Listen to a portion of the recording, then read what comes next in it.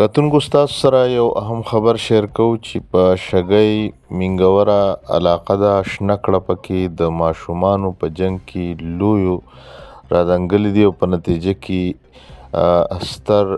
مبارز او لوی وکیل قامپرست رهنما عطاالله جان شهید شوی دی. د دې سره سره پای کې ډیر خلک زخمیان شوي دي. په دې حواله مونږ د سینیر صحافي شهزاد عالم سره رابطه کړې ده. جی شهزاد عالم صاحب دا راته ووایه چې یاره دا واقعه څنګه شوې ده او څو کسان پکې زخمیان دي او څوک پکې وفات شوي دي. تاسو چې د شګۍ علاقه د شنه کړه په حاجي آباد چې په هغه کې د ماشومانو سم مسله روانه و چې په هغه کې مشران را تر د نشو او هغه په یو بل باندې فایرینګ کړی دی.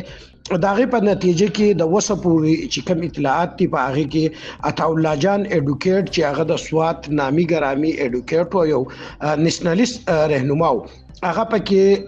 شهید شوی دی او د دې سره سره فضل الله محمد سیرا محمد سرتاج منصور او فضل خالق فضل رحیم حبیب الله اشفاق سره و کسان چې کم دي دا زخمیان شي دي. په دې ټیم کې چې کم زخمیان دي هغه سیدو هسپتال ته راوړي دي او فضل خالق او عطاالله جان اډوکیټ کم چې شهید کړي شوی دی